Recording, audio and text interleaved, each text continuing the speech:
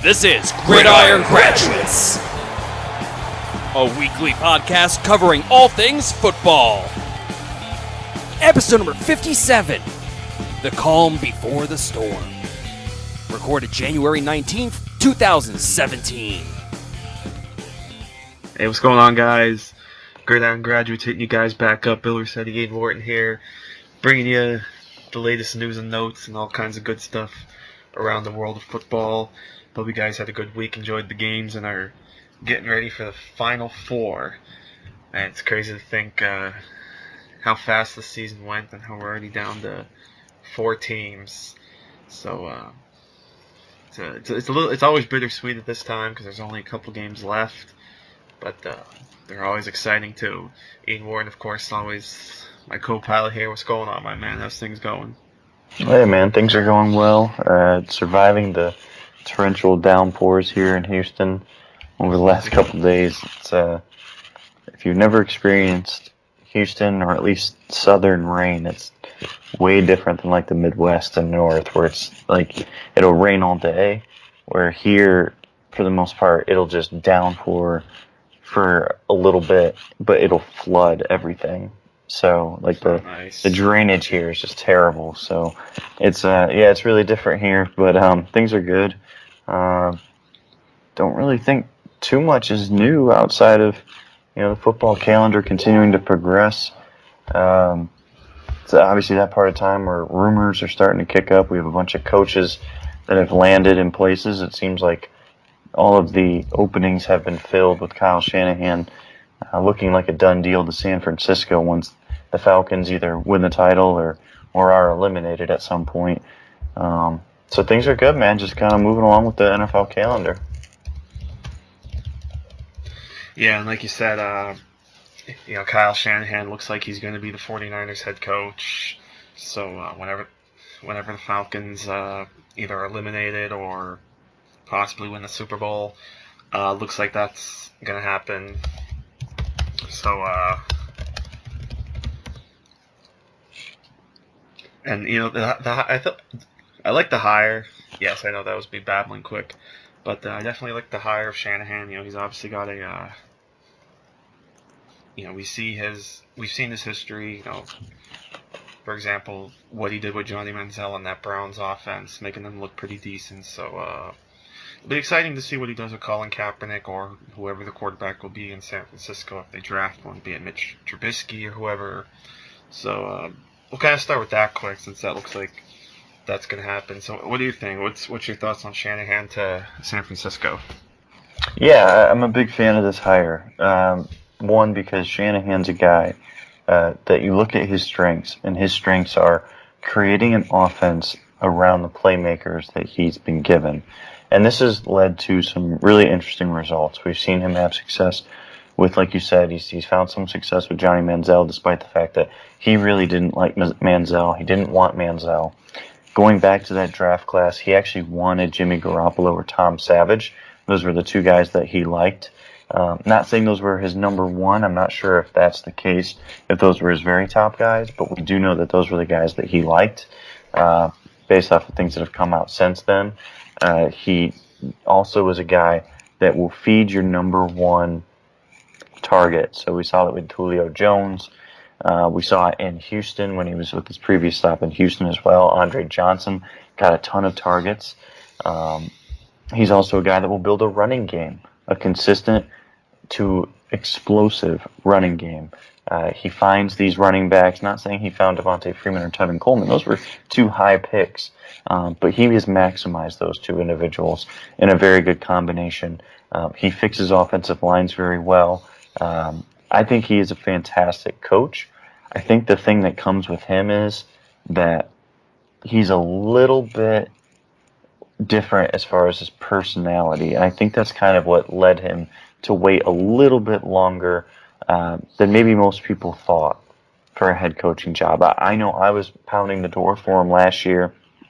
I wanted the Dolphins to hire him, even though it seemed like he had a down year last year.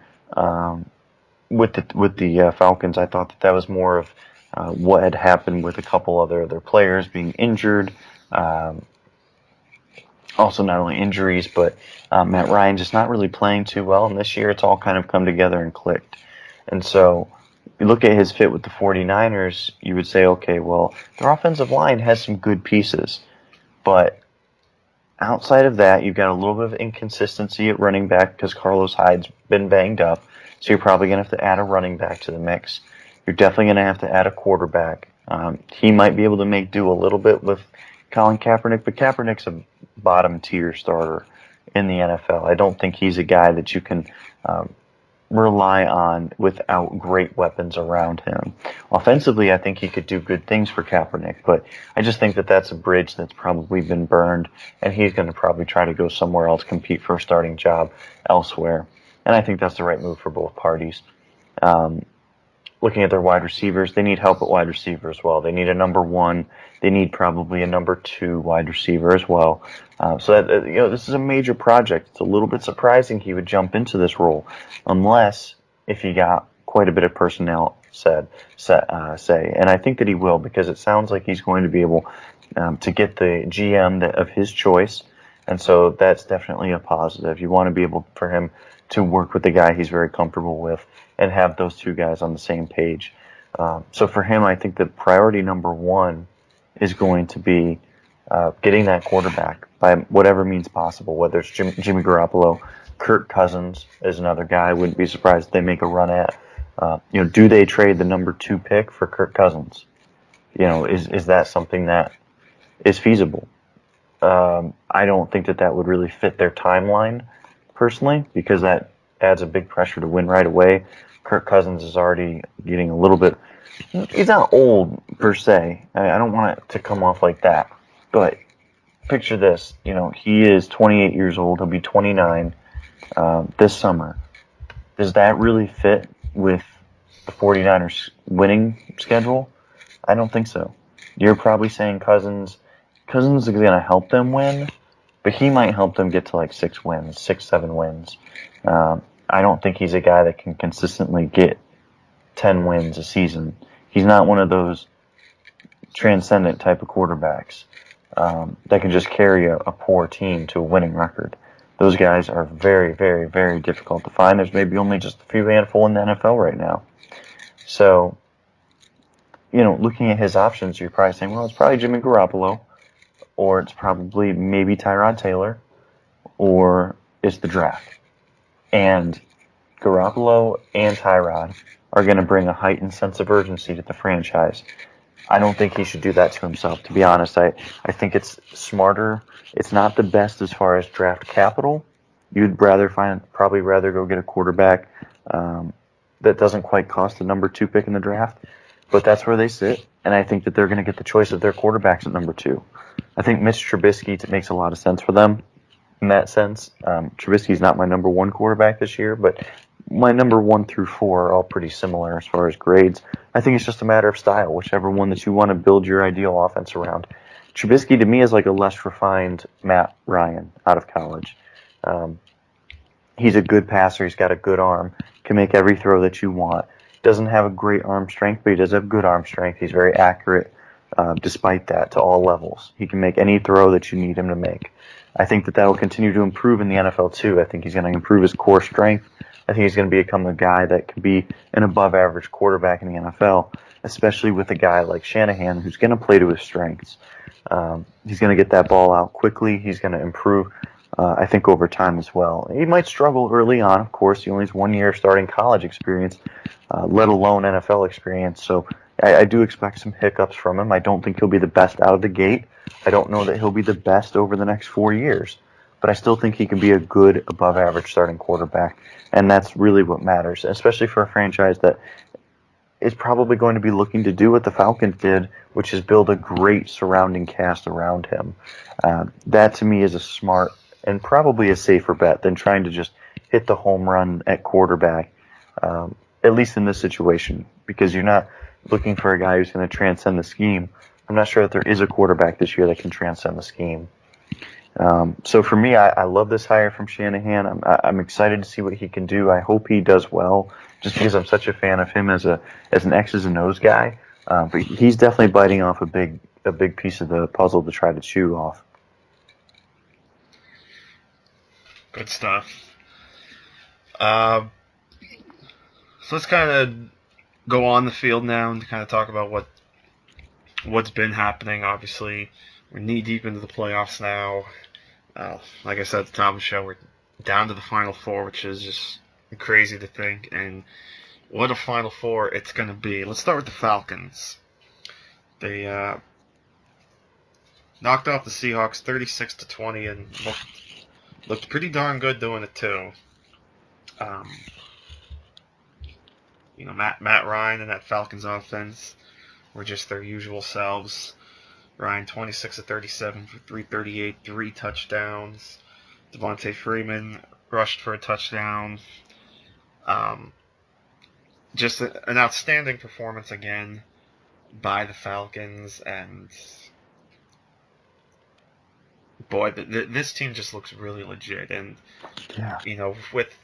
it's really crazy to think that at the start of the season, like when we were talking, making our picks and whatnot, we really didn't even talk about the Falcons much. All the talk in the South was obviously the Panthers coming off the Super Bowl season, and then the Bucks. Obviously I was pretty high on the Bucks, and they did nearly make the playoffs, but we didn't talk a whole lot about the Falcons, and now here they are playing for the NFC Championship after a very convincing performance against the Seahawks. Now again, the Seahawks obviously were hurting a little bit, but the Seahawks just weren't their usual selves for the last, even say, couple months of the season. But boy, there was talk, a lot of people said don't sleep on the Falcons, and for good measure. This offense is clicking, the defense is clicking. Guys like Vic Beasley have really turned it on this season. The secondary has been playing well. It's just everything has really come together for the Falcons, and they definitely have a very legit chance to be playing in the Super Bowl. Yeah, I definitely agree. They're playing the best football at the best time of the year, and sort of in spite of not having a terrific defense and they're without Desmond Trufant. But he's not necessarily been a guy that's broken their back being out, which is really surprising. The unit has played fast, and they're compensating for some of the talent deficiencies that they have on defense. And what we couldn't account for is Matt Ryan turning back the clock a couple years and looking better than he has in the last 4 years. That's just one of those things where it's like, I don't know if it was injuries. I don't know what it was. I don't know if it's just he just looks that bad with a bad supporting cast or like an average supporting cast. But he looks great with a really good supporting cast. So, that's congratulations to him. He had a fantastic season. He might win the MVP. He wouldn't be my MVP, but you know what? I'm not going to complain if he wins it. So, I love watching this team. I think that they might be the Super Bowl favorite right now, which might sound crazy. And they could lose this week, absolutely, because they've got a really tough matchup against Aaron Rodgers, who's just playing out of his mind once again. But the Falcons, they're so deep with talent on offense, and they're clicking perfectly. Shanahan's just been on fire with his play calling. The defense, like I said, Deion Jones, Keanu Neal, Vic Beasley, all these young players are playing really, really well, like you mentioned too. So, I'm really excited. I'm really excited to see how they perform on the big stage. They're who I'm rooting for as a non-fan of any of the teams left. I want to see a franchise that hasn't won a Super Bowl in quite a while to be able to get there and stamp their name in history. Because, the 3 other teams are basically the dynasty teams. And so, it'd be nice to get a fresh face in the Super Bowl. Yeah, for sure. And, it's interesting you brought up the MVP talk. It's really starting to look like Matt Ryan will be the MVP. I mean, seemingly every All-Pro or best quarterback, things like that, have been Matt Ryan. He was named the top quarterback on the All-Pro team. He was just named, to the first team on the All Pro Football Writers team. He was named MVP by the Pro Football Writers. So, unless the AP kind of has a change of heart, and obviously I think the voting is already done, but unless they had a change of heart after the All-Pro, Ryan's probably going to be the MVP. And, he would have had my vote. So I definitely don't have a problem with that. But, you could obviously make an argument for Rodgers or Brady. I even threw Le'Veon Bell and David Johnson in the mix too. Yeah. But running backs don't necessarily get love when it comes to MVP voting. But if they did, you got to make a case for Bell and David Johnson, especially more David Johnson, I think too, because he was really the catalyst of that Cardinals offense, and without him, they're nowhere near. Even with as poor of a season they had, they might have not have even gotten to that point without David Johnson and how well he played. Yeah, exactly. It's a really good crop of guys this year that just had phenomenal seasons, and it was really like the return of the running back. And so, it'll be interesting to see. I personally would go with Rodgers. I just think and it's hard because we all define the award differently. For me, I weigh heavily the best player. I think the best player means something, whether fair or not. That's why I thought, like LeBron James, it's hard to give MVP to someone that's not LeBron James, because LeBron James is always the best player. So, you can make that same argument, but you can also make the same argument that Matt Ryan just maybe played a little bit better. I don't know. So I respect where anyone can finish on that, because, like you said, some of the running backs too. Le'Veon Bell was unstoppable. David Johnson, unstoppable. Ezekiel Elliott, incredible season. Dak Prescott, you could probably talk about. Like, I probably wouldn't vote for Dak here, just because the other crop, but, I'm interested to see how this game plays out. And of course it is a regular season award, but it's going to be interesting because depending on who wins it, if the other quarterback helps lead his team to victory in this game, it'll be interesting to see how exactly that narrative goes. Yeah, for sure. And it's always interesting when, it would be something if they did include playoffs as far as the MVP voting and that, but it is what it is. Let's go ahead and talk about the Falcons' opponent on Sunday, and that's the Green Bay Packers, who continue to run the table. They still have not lost since Aaron Rodgers said they would run the table, and that included a 34-31 win over the number 1 seed Dallas Cowboys, who, boy, you got to feel for them a bit. They had such a magical season. Dak playing outstanding. Zeke having, obviously, a historic rookie season. But it comes to a crashing halt. And what a way for the game. What a finish to that game, though. Oh, my goodness. Between Crosby making that first clutch kick, and then to give the Packers a 3-point lead, and then the Cowboys driving the field, and then of course that spike on first down that got everyone talking, but they still got the field goal tied to the 31, and then Rodgers with just the craziest throw and a crazy catch by Jared Cook to set up Crosby's game-winning field goal. Wow. What a game. Could be game of the year potentially.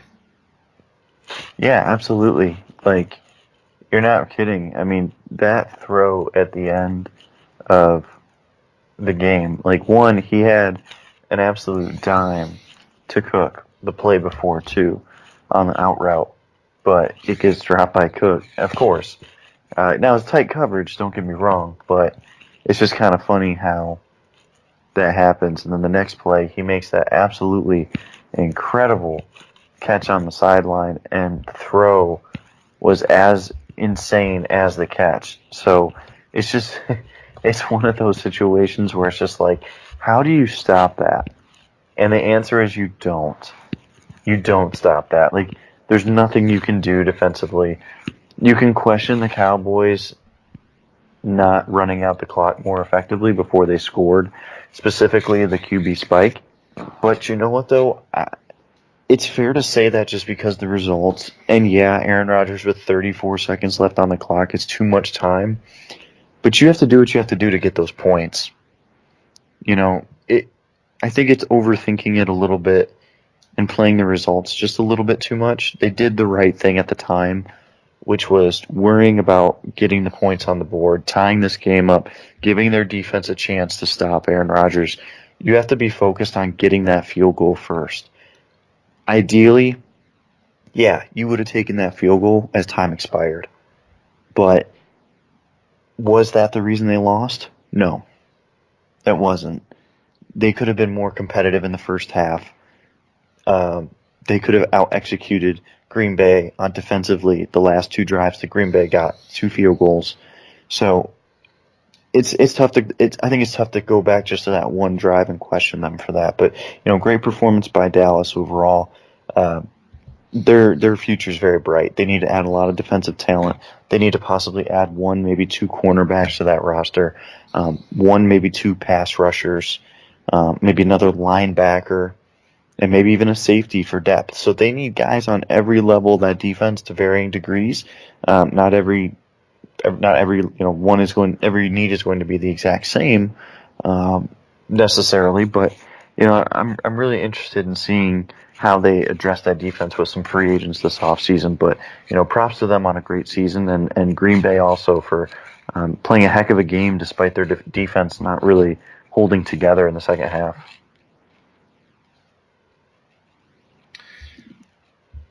Yeah, and I agree. Like, with the whole spike thing, it was like,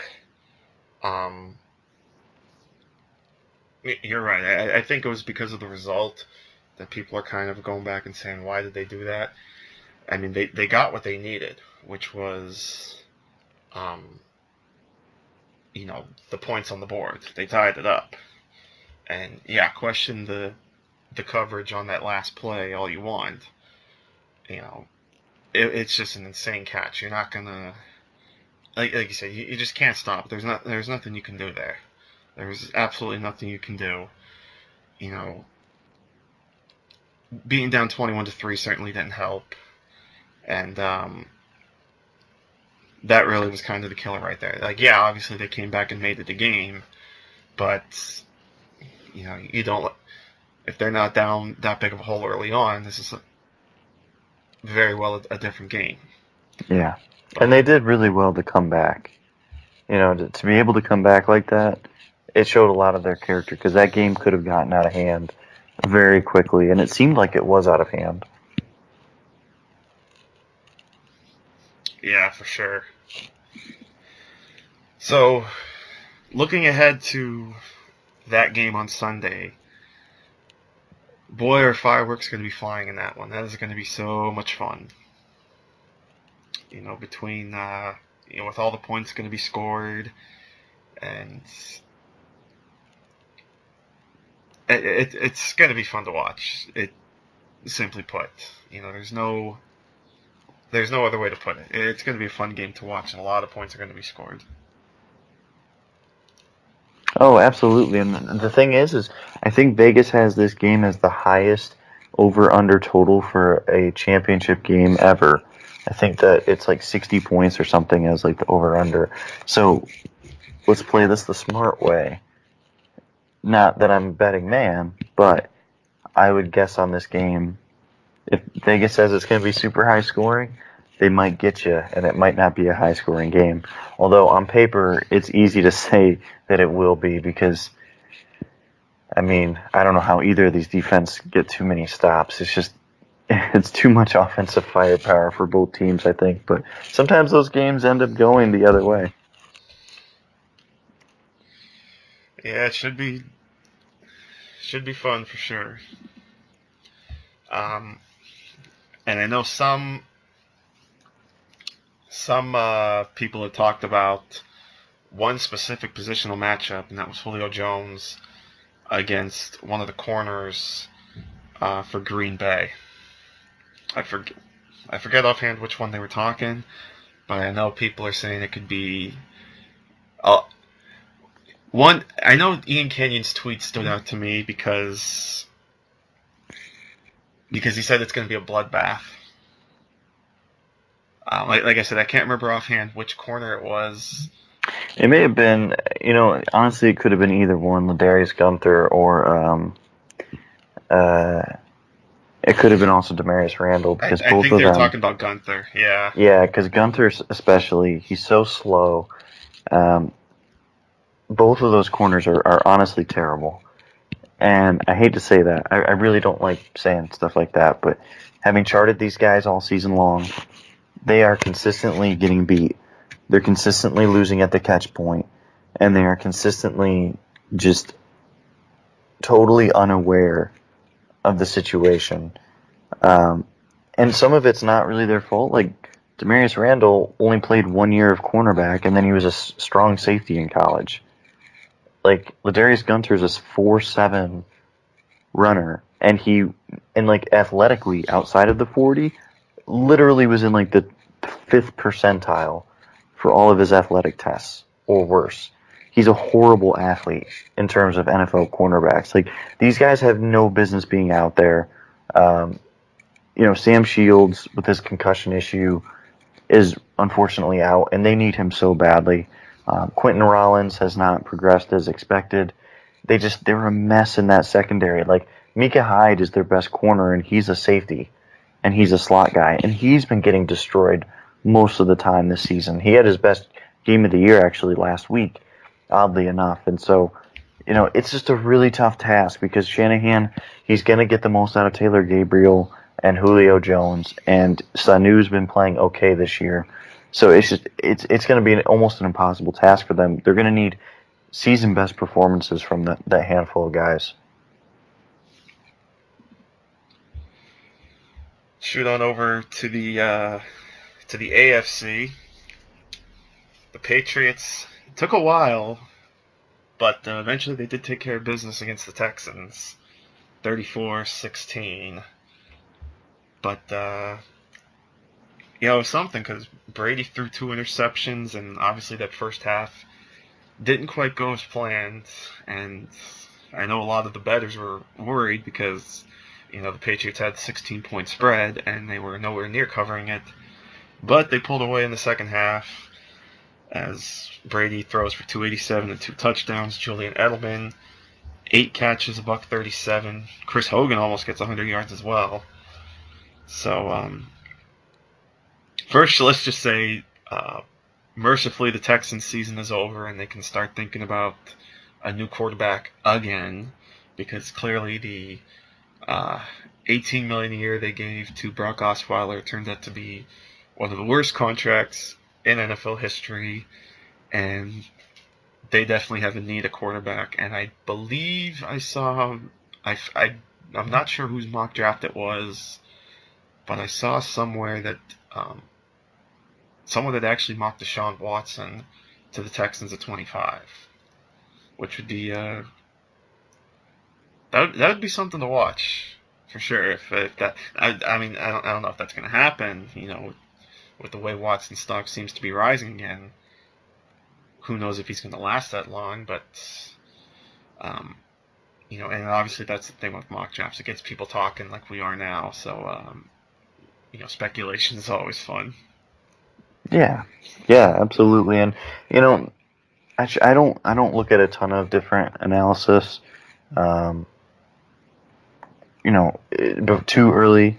I do like to glance at some of the mock drafts, though.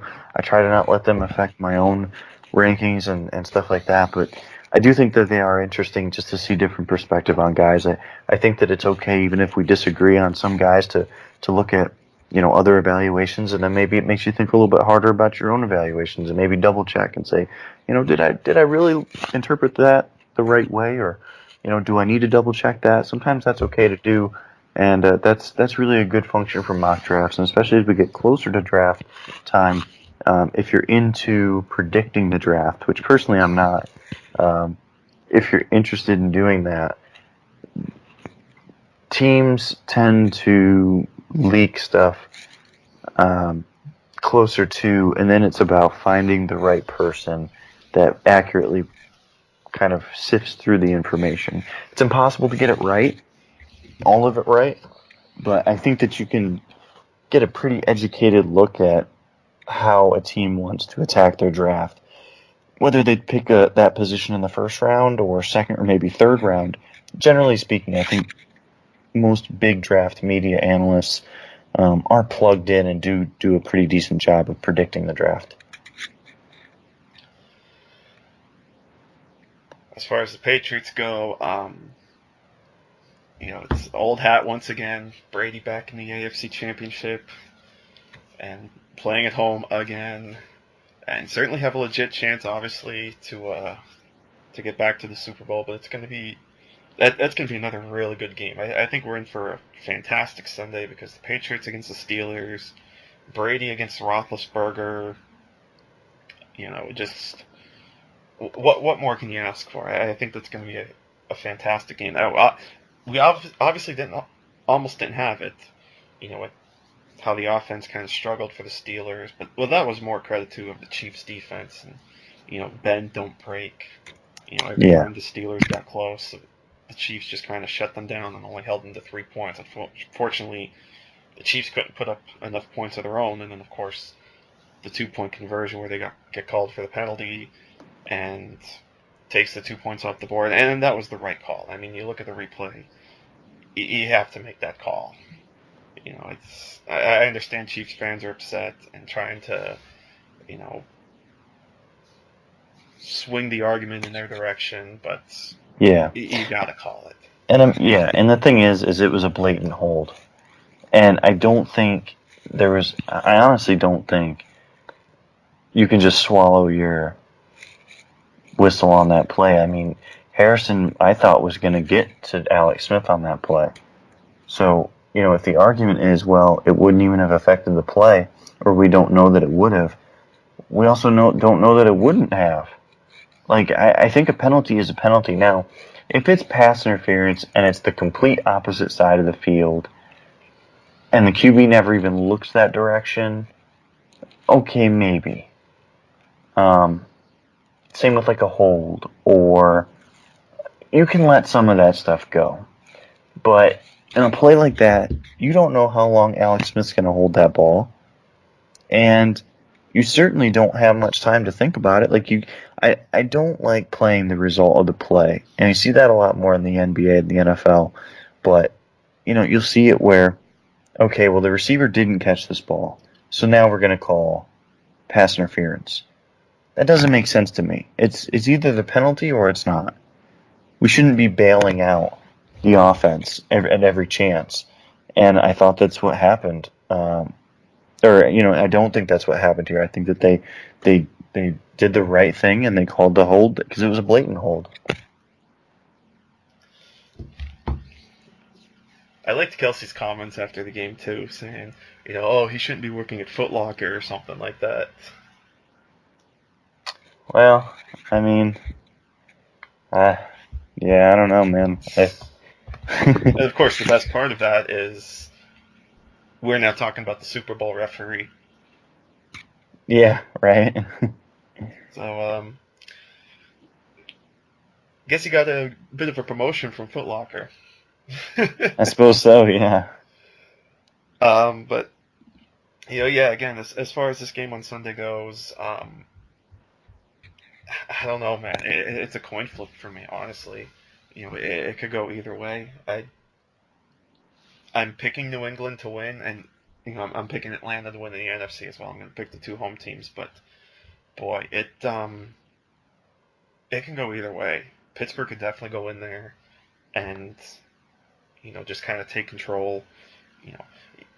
You can make the whole if they play like they did against the Chiefs argument, they'll lose. Well, they're not going to play the way they did against the Chiefs. It's going to be a different ballgame. Right. And I really think I think they have a legit shot. And I don't know. It's just Oh, I do too. I do too because they're the one team that can handle the Patriots offensively. In terms of the Steelers' offense, like you could argue that the Steelers' offense is actually better than the Patriots' offense, um, at least in terms of like explosiveness and as good as LeGarrette Blount has played this year. If the Steelers take away LeGarrette Blount, their game's a lot easier. Without Rob Gronkowski in there, there's actually a path to stopping the Patriots offense. Blunt killed. Blunt and Gronkowski destroyed the Steelers in their earlier matchup this season. And one of those factors is gone. With Gronkowski off the board, now the Steelers, they can play a little bit more aggressively in their secondary, as they have in the second half of the season, because their young secondary has been improving throughout the season. And you can play a little bit more press outside and be a little bit more aggressive coming downhill. And then now you can worry a little bit more about LeGarrette Blount. If you can take away LeGarrette Blount and don't allow him to get 124 yards again, then guess what? It's a whole lot of an easier battle because then you're just trying to pressure Tom Brady, which is not easy, but it is more realistic as a game plan than just going in blindly and saying, well, we have to stop LeGarrette Blount and worry about Tom Brady going down the middle to a Hall of Fame level tight end.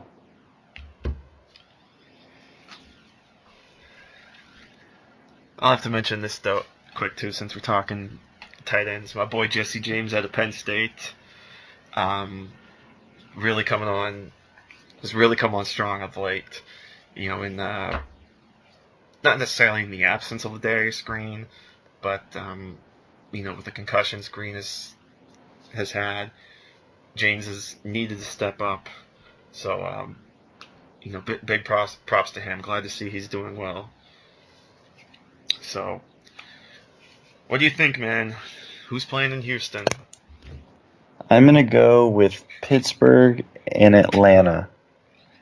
And I have very little confidence in both of those picks. I could easily easily see any combination. I think these teams, even cross divisionally, I think are very evenly matched. The Patriots have the best defense of the bunch, and I'd probably say the only above average defense left. And Pittsburgh probably has the best offense, but it's narrow. It's a narrow margin. Selfishly, I would love to see one of the NFC teams win the title because I love Aaron Rodgers, and so I'd love to see him compete and to play really, really well enough to win a Super Bowl because I think he'll have to play at an amazing level, which we know that he's confident of. So I'm going to go with those two, but if you told me it was the exact opposite, then I wouldn't be surprised at all. I really wouldn't be. Yeah, I honestly think any one of the four possible matchups that it could be, it could very well be. Like, both games are going to be that close, I think, and can really be a coin flip. Like I said, I think I'm picking New England, Atlanta. I would not be surprised if it's Green Bay, Pittsburgh.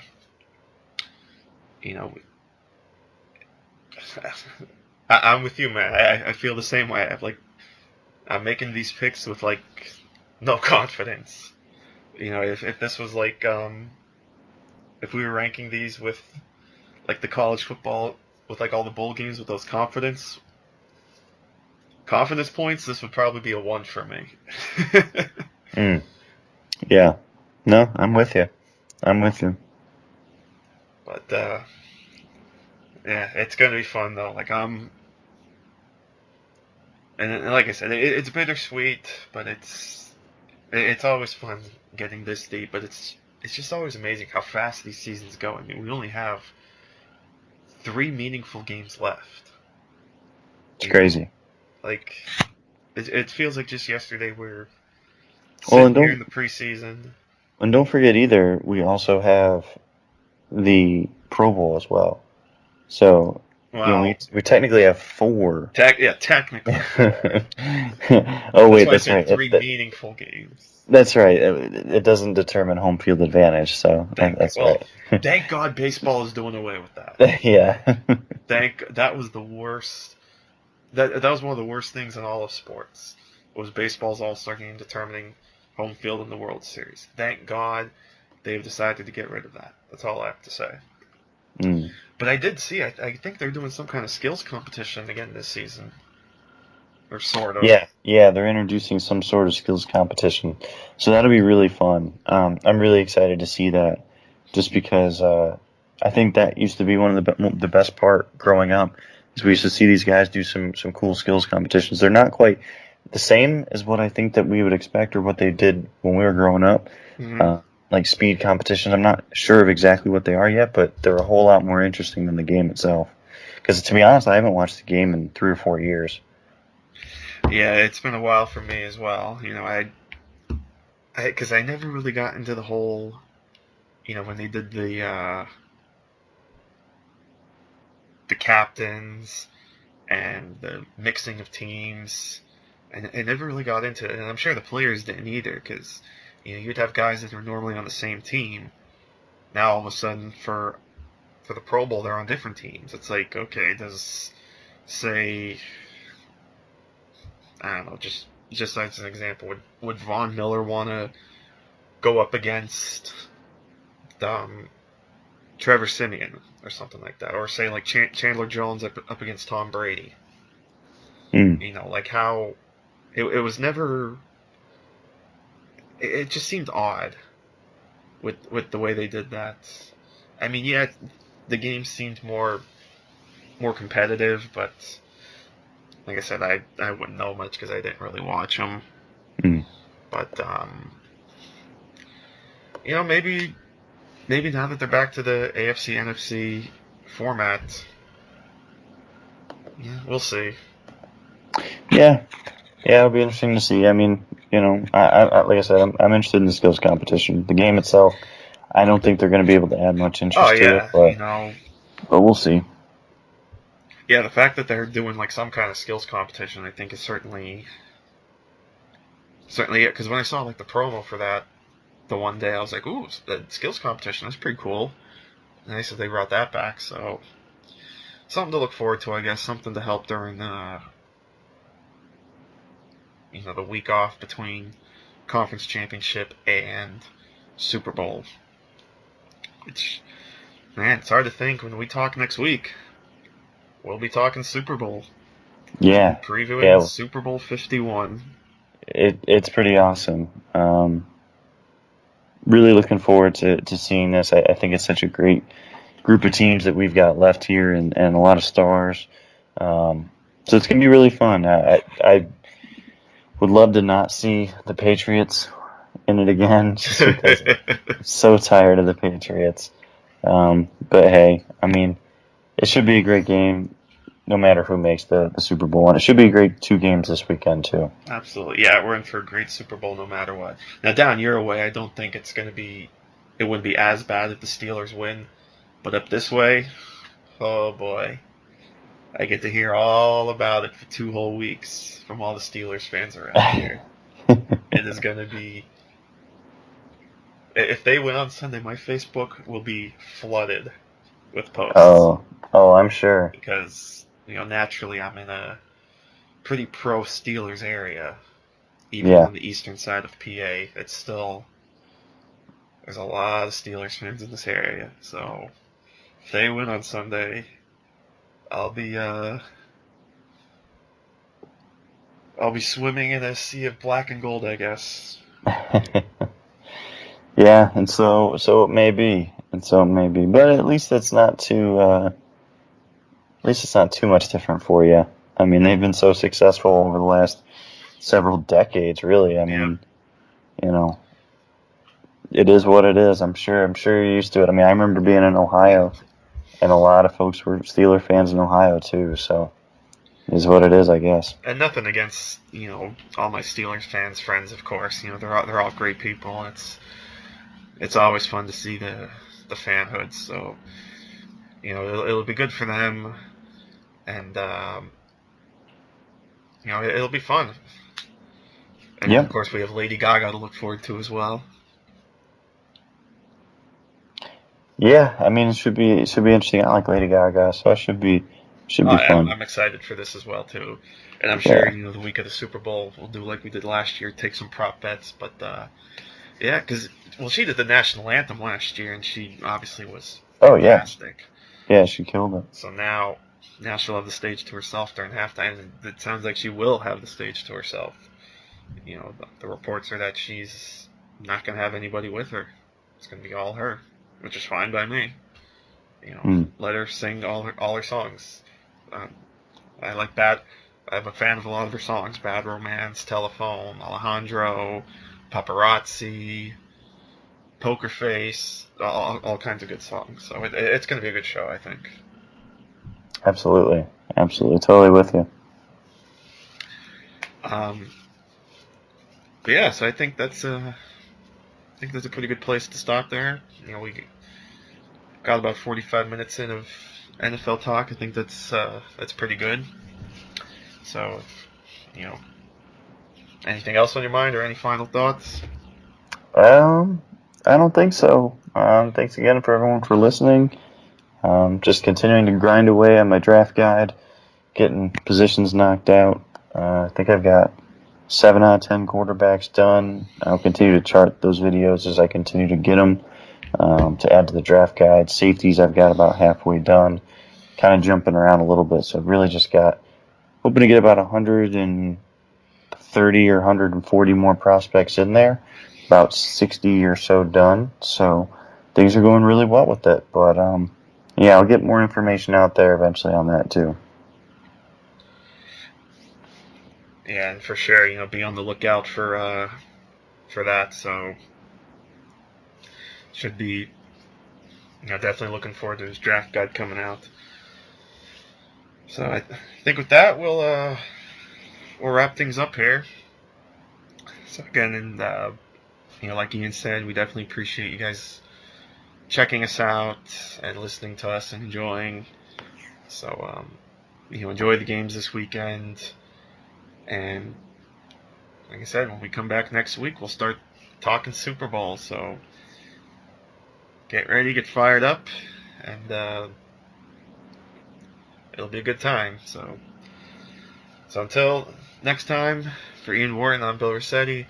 Thanks as always for listening, and until next time, take care, my friends.